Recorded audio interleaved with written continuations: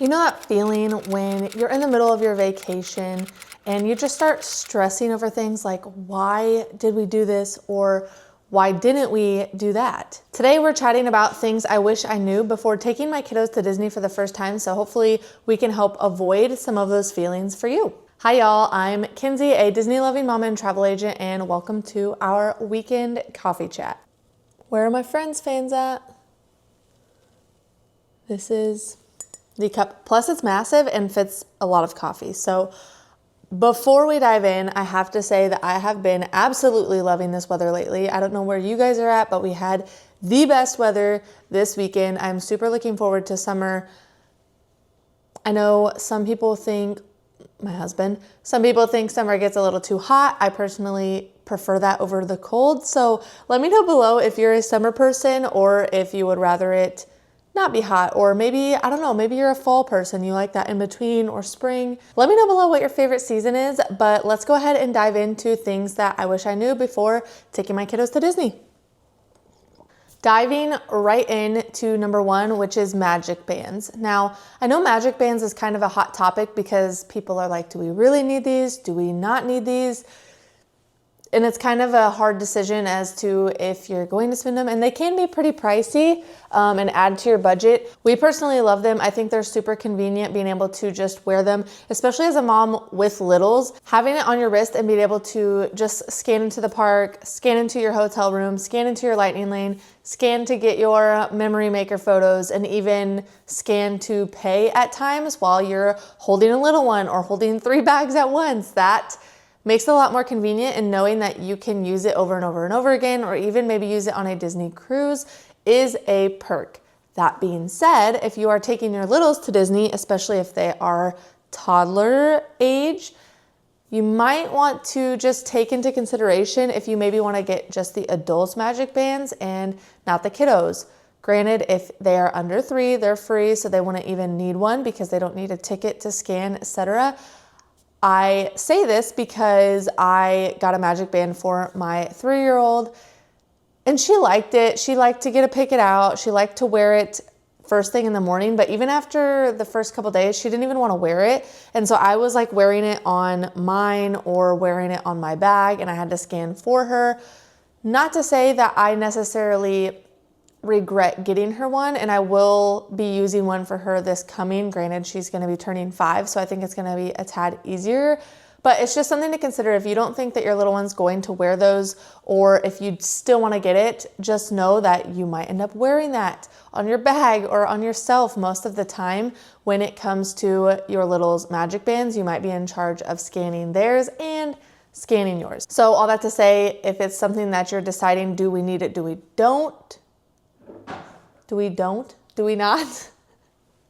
I don't even know what I'm talking about anymore, but maybe that's something where you get it for the adults in your party and skip the littles for now and save a little bit of your budget and spend that elsewhere on your trip. Number 2 is to pack medicine, and just trust me on this one and do it.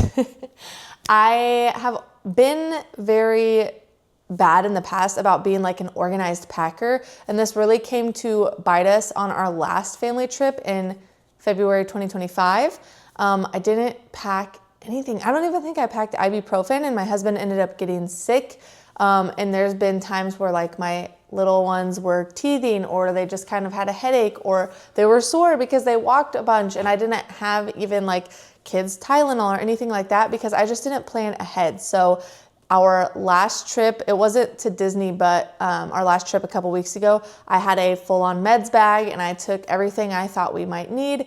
We needed a couple Band-Aids, but besides that, we didn't use anything in the bag, but it gave me a lot more peace of mind just knowing that we had it. And unlike our last trip, if we needed it, we wouldn't end up having to pay those Disney shop, like the Disney store prices for medicine, because that adds up. Number 3 is to double check transportation times. And trust me, I've made a huge mistake with this one. We assumed the Skyliner was opening at 7. I don't know why. I just thought the Skyliner opened at 7. And I could have sworn I saw it somewhere, but I didn't double check.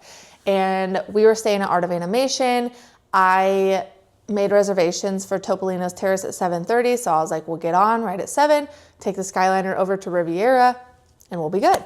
And then we were waiting in line and I was like, why aren't they opening? And come to find out, it's because they don't actually open till 7:30. So starting a morning with toddlers or little kids is already stressful enough, let alone at Disney, let alone if you thought you were gonna do one thing and now you have to rush around and do something else. It just made for such a hectic morning. I'm sure if you are a mom, you can imagine the craziness of trying to figure out how we were gonna get there on time, and with car seats, because then we had to do a minivan, all the things. But it just really made for a hectic start to our day. And whether it's the Skyliner or the buses or the monorail or however you might plan to start your Disney day with transportation, getting to the parks, etc., just make sure that you do double check those transportation times. Even if you're like, oh, I saw this somewhere, it opens at 7. That was me and I was wrong. So just double check maybe like the night or two before. So if you do need to make any changing plans, you have time to do that. And then last but definitely not least is to plan for breaks. Trust me, I have been the Disney goer, the Disney mom, even on our very, very first trip, which is why I am putting this in there, where it was like, nope, we're getting our money's worth. We paid for these tickets. We're going to be in park, go, go, go, go, and get our money's worth because we paid good money for these tickets. And trust me when I say you will not get your money's worth if you are trying to go, go, go in the parks. You are going to get your money's worth more if you can enjoy it. And you cannot enjoy it when you have overtired, overstressed toddlers or overtired, overstressed moms, dads, because of overtired, overstressed toddlers.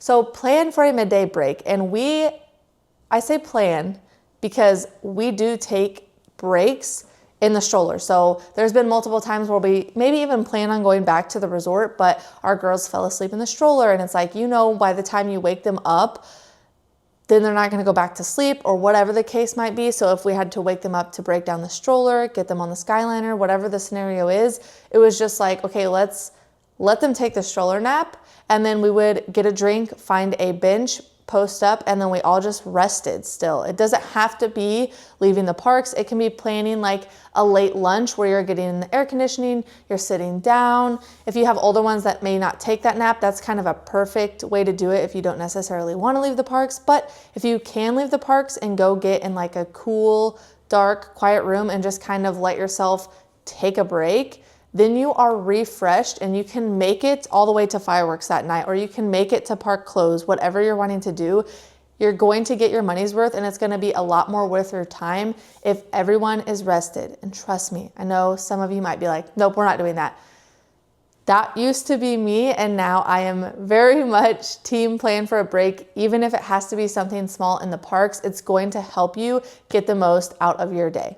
If you want help navigating your trip, this is something that I help all of my clients do. I make personal suggestions based off their family, based off their kiddos and their ages. I give tips like this to all of my families to make sure that they are making the magic their own and getting the most out of their Disney vacation. That being said, I will leave my link below if you're ready to start planning, and I hope this helps you avoid some Disney mistakes as well. Thanks for chatting with me. I hope you have a great weekend, and I'll see you in the next one. Bye.